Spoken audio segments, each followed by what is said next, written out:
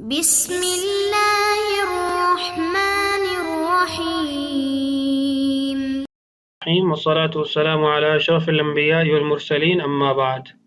معزز سامعین، آج کے سبق کی عبارت ہے وَلَوْ قَالَ الْبَائِعُ بَعْدَ التَّقَابُضِ بِعْتُكَ هَذَا الْمَعِيبَ مَعَ آخَرَ فَقَالَ الْمُشْتَرِي بَلْ هَذَا وَحْدَهُ فَالْقَوْلُ لَهُ أي إذا ظهر في المبيع بعد التقابض عيب فيرده المشتري ويطلب الثمن، فيقول البائع هذا الثمن مقابل بهذا الشيء مع شيء آخر، ويقول المشتري بل هو مقابل بهذا الشيء وحده، فالقول له مع اليمين لأن الاختلاف وقع في مقدار المقبوض، فالقول للقابض كما في الغصب. وكذا إذا اتفقا في قدر المبيع واختلفا في المقبوض، أي اتفقا في أن المبيع شيئان واختلفا في المقبوض، فقال المشتري قبضت أحدهما فقط وقال البائع بل قبضتهما، فالقول للمشتري على ما مر. ولو اشترى عبدين صفقة وقبض أحدهما ووجد به أو بالآخر عيبا أخذهما أو ردهما، ولو قبضهما رد المعيب خاصة لأن الصفقة إنما تتم بالقبض، فقبل القبض لا يجوز تفريق الصفقة وبعد القبض يجوز. وكيلي أو وزني قبض إن وجد ببعضه عيبا رد كله أو أخذه، لأنه إذا كان من جنس واحد فهو كشيء واحد. وقيل هذا إذا كان في وعاء واحد حتى لو كان في وعاءين فهو بمنزلة عبدين، فيرد الوعاء الذي فيه المعيب. ولو استحق بعضه لم يرد باقيه بخلاف الثوب، لأنه لا يضره التبعيض، والاستحقاق لا يمنع تمام الصفقة لأن تمامها برضاء العاقدين، وهذا بعد القبض. أما لو استحق البعض قبل القبض فللمشتري حق الفسخ في الباقي لتفريق الصفقة قبل التمام، أما في الثوب فالتبعيض يضره فله الخيار في الباقي. یہ ہے آج کے ہمارے سبق کی عبارت۔ اس عبارت کی ابتدا میں جو مسئلہ مذکور ہے اس کا عنوان یہ ہے کہ اگر مبیع کی مقدار میں بائع اور مشتری کا اختلاف ہو جاتا ہے تو اس صورت میں کس کے لیے فیصلہ کیا جائے گا، اور ایسے ہی اگر کتنے مبیع پر قبضہ ہوا اس میں اختلاف ہو تو اس صورت میں کیسے فیصلہ کیا جائے گا، کیا حکم لاگو ہوگا، یہ اس عبارت کے اندر ہم سمجھتے ہیں۔ فرماتے ہیں وَلَوْ قَالَ الْبَائِعُ، اگر بائع نے کہا بعد التقابض، قبضہ کرنے کے بعد، یعنی بائع نے ثمن پر قبضہ کر لیا اور مشتری نے مبیع پر قبضہ کر لیا، بِعْتُكَ هَذَا الْمَعِيبَ مَعَ آخَرَ، میں نے تمہیں یہ معیب مبیع ایک اور مبیع کے ساتھ جوڑ کر بیچا۔ اس سے پہلے عبارت محذوف ہے کہ مشتری نے جب مبیع پر قبضہ کیا اور بائع نے ثمن پر قبضہ کیا، مشتری آیا اور آ کے بائع سے کہا کہ تم نے جو مجھے مبیع بیچا ہے وہ عیب زدہ ہے، میں خیال عیب کو استعمال کرتا ہوں تو میں واپس کرتا ہوں۔ تو بائع نے جواب دیا کہ میں نے تمہیں صرف یہ ایک چیز تو نہیں دی تھی، اس کے ساتھ دوسری چیز بھی تھی۔ مثال کے طور پر آپ لیپ ٹاپ اس کے پاس لے کر آئے تو اس نے کہا میں نے آپ کو لیپ ٹاپ کے ساتھ ٹیبلٹ بھی دیا تھا، یا میں نے 2 لیپ ٹاپ آپ کو بیچے تھے، تو یہ آپس میں اختلاف ہو گیا۔ فقال المشتری، مشتری نے کہا بل ھذا وحدہ، تم نے مجھے یہ ایک ہی بیچا ہے۔ فرماتے ہیں فالقول لہ، مشتری کے قول کا اعتبار کیا جائے گا۔ یہ حاشیہ بین السطور غلط ہے، للبائع نہیں ہے، مشتری کے قول کا اعتبار کیا جائے گا۔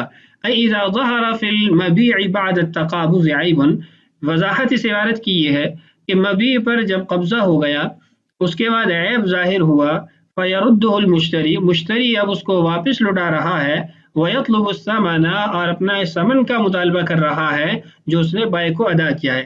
یا تقابض چونکہ تفاعل سے ہے نا، تو اس میں باہمی کسی فعل کا کرنا مراد ہوگا، تو تقابض سے مراد یہ ہے کہ بائع نے ثمن پر قبضہ کیا اور مشتری نے مبیع پر قبضہ کیا۔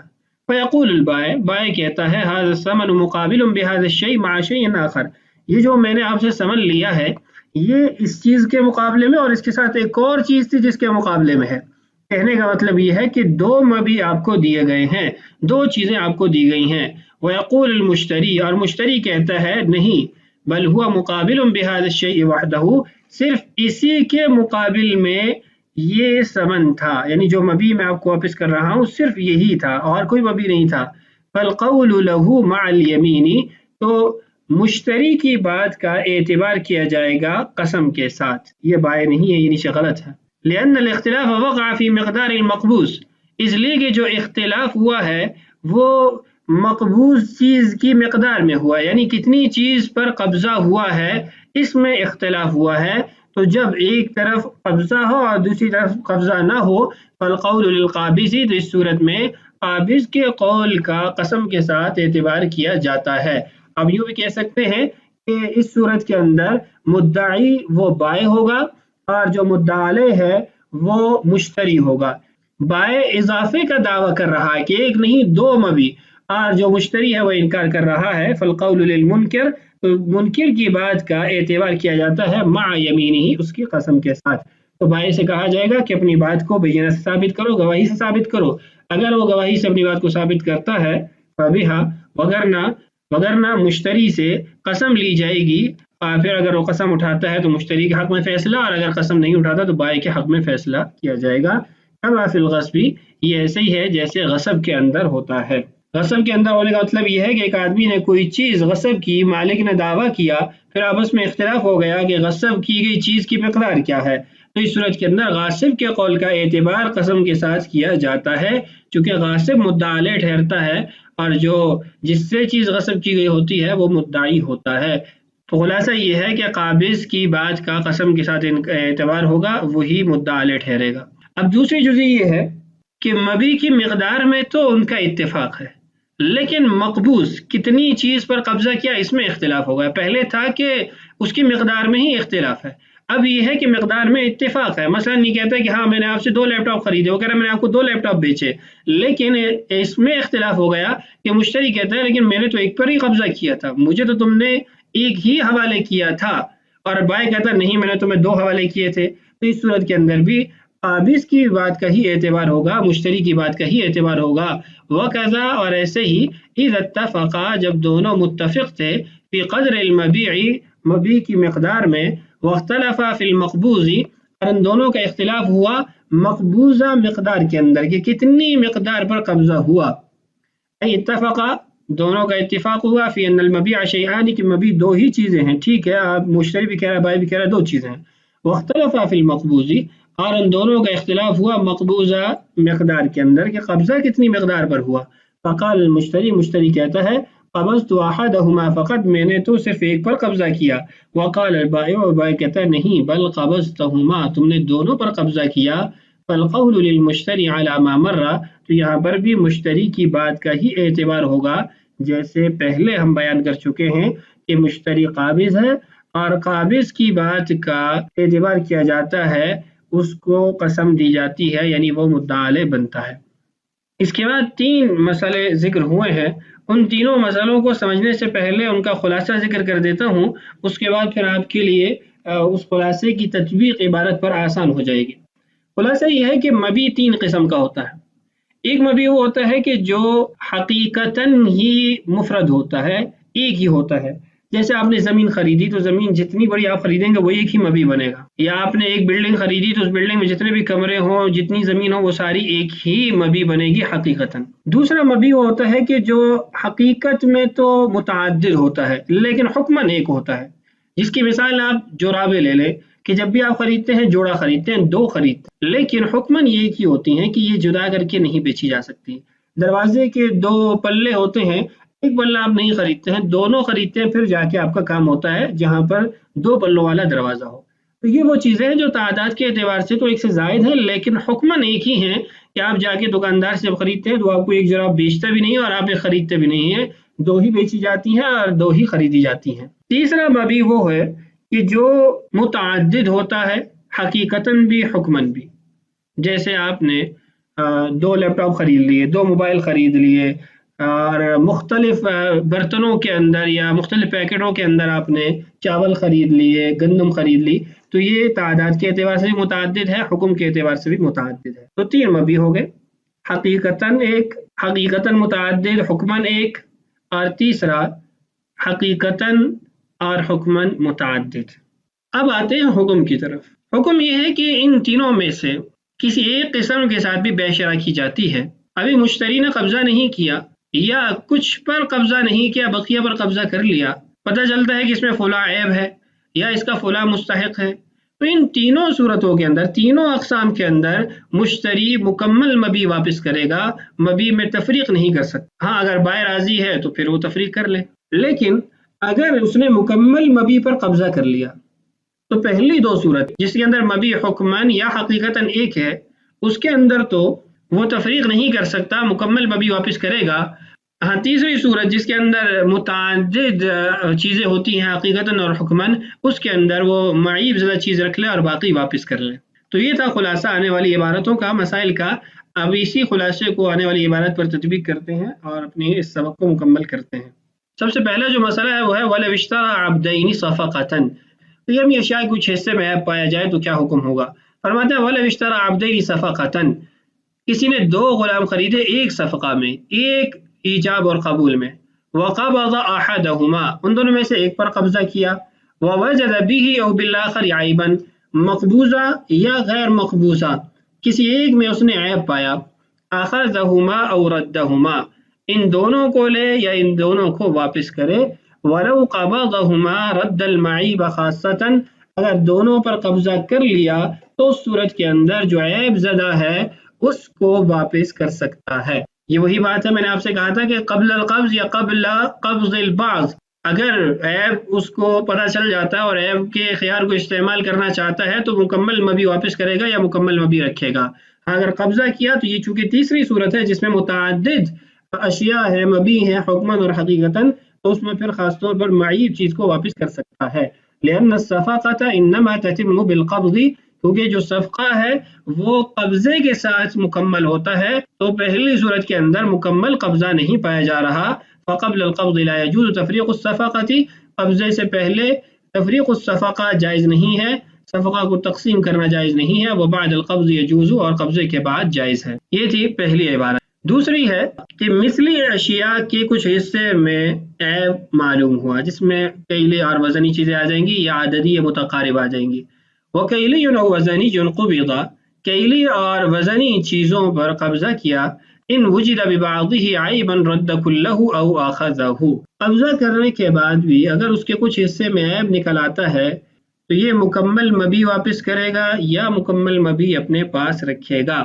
لأنه إذا كان من جنس واحد فهو كشيء واحد، اس لیے کہ جب یہ ایک جنس ہے تو یہ ایک ہی چیز کی مانند ہے۔ مثلا آپ نے 50 کلو چاول لیے تو 50 کلو چاول مکمل طور پر ایک ہی مبی ہے، متعدد مبی نہیں ہے۔ یہ امام سرخسی رحمہ اللہ کا قول ہے کہ اگر کیلی اور وزنی مبی کی جنس ایک ہے تو وہ مکمل مبی، مکمل مقدار ایک ہی مبی شمار ہوگا۔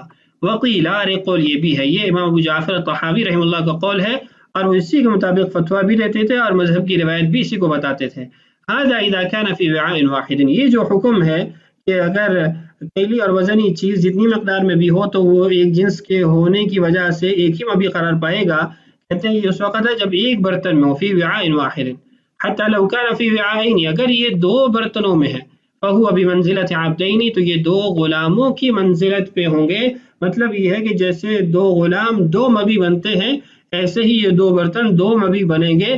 عیب زدہ مبی کو واپس کر سکتا ہے، بقیہ کو اپنے پاس رکھ سکتا ہے بعد القبض، قبضہ کرنے کے بعد، مکمل مبی پر قبضہ کے بعد۔